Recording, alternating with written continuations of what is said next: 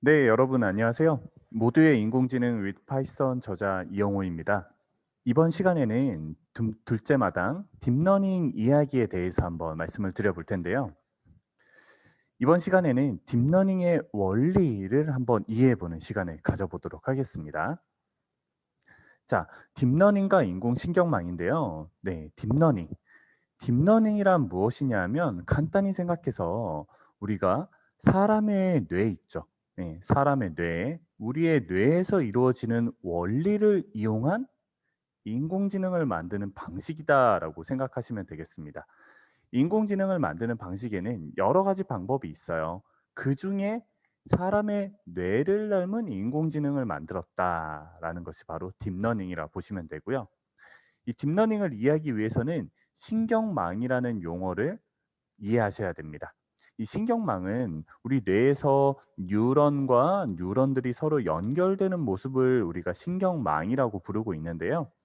이 신경망을 사람들이 인공적으로, 그러니까 자연 발생적인 그런 생물학적으로 한 것이 아니라 논리적 구조인 인공적으로 만든 것을 바로 우리가 인공신경망이라고 하고 있습니다.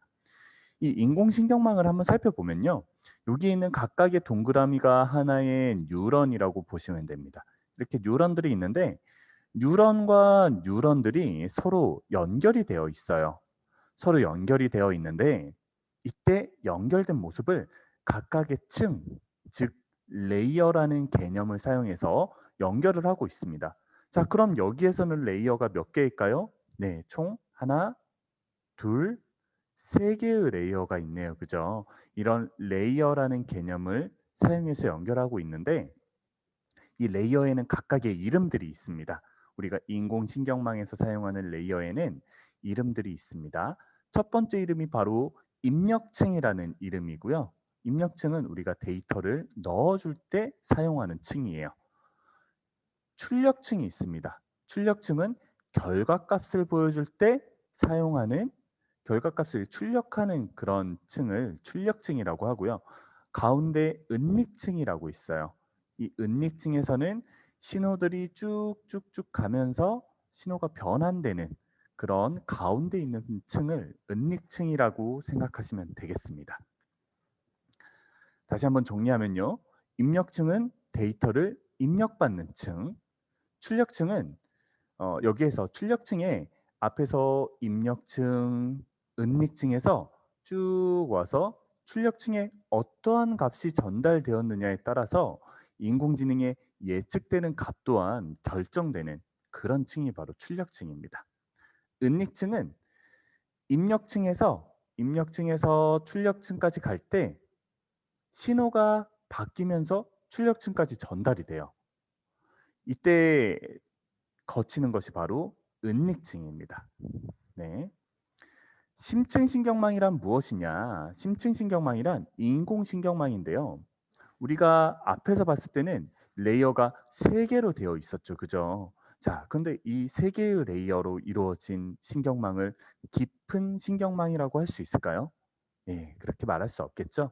이렇게 층들이 아주 많이 있는, 네, 아주 많이 있는 그런 신경망을 우리가 심층 신경망이라고 합니다.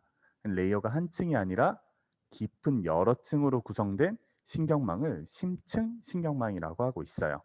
그럼 딥러닝이란 무엇이냐? 이런 심층 신경망을 통해서 데이터를 심층 신경망에 넣어서 그 데이터를 통해서 신경망을 학습시키는 과정을 우리가 바로 딥러닝이다라고 부르는 거예요. 네. 그래서 이번 시간에는 딥러닝이란 무엇인지 그리고 인공신경망이란 무엇인지에 대해서 한번 간단하게 살펴보았습니다. 네, 지금부터 인공신경망을 만들 때 어떤 데이터를 사용하는지 한번 말씀을 드리도록 하겠습니다. 그리고 지금부터 사례를 들어서 여러분들께 한번 설명을 드리려고 해요.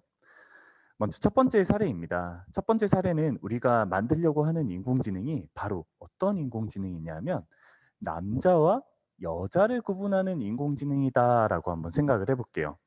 네, 남자와 여자. 인공지능에게 딱 사진을 보여주면 이 사람은 남자입니다. 이 사람은 여자입니다. 라고 말해주는 인공지능이에요.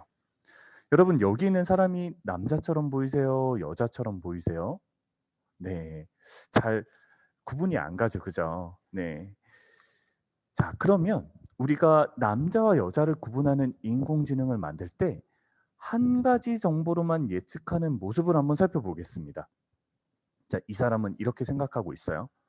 보통 남자가 키가 크니까 '키가 큰 쪽이 남자일 거야.'라고 생각을 하고 있습니다. '키가 큰 쪽이 남자고 여기가 여자일 것이다.'라고 생각을 하는데, 자 여러분, 맞을까요? 네. 정확하지 않겠죠. 왜냐하면 우리가 한정된 정보만을 가지고 판단을 하면 정확하게 판단하기가 상당히 어렵습니다. 이것은 사람도 그렇듯이 인공지능도 동일해요. 한정된 정보, 한 가지의 정보로 판단을 내리면 정확하지 않은 인공지능이 나올 수가 있습니다.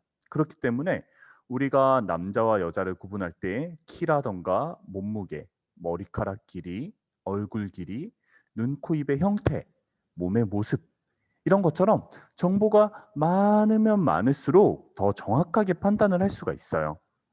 그리고 우리가 성능이 뛰어난 인공지능을 만들려면 여러 정보들을 입력할 필요가 있습니다.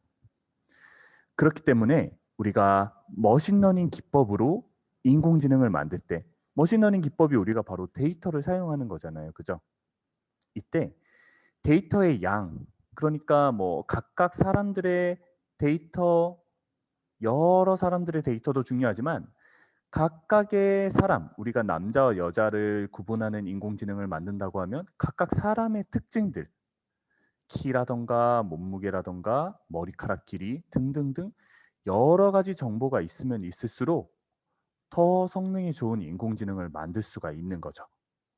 그렇기 때문에 우리가 이 인공신경망을 만들 때 뿐만 아니라 머신러닝 기법으로 인공지능을 만들 때에는 여러 특징, 우리가 이 특성을 피처라고 불러요. 그러니까 여러 피처가 있는 데이터를 사용할 때 더 높은 성능의 인공지능을 만들 수 있다라는 것을 기억해 주시면 좋을 것 같습니다.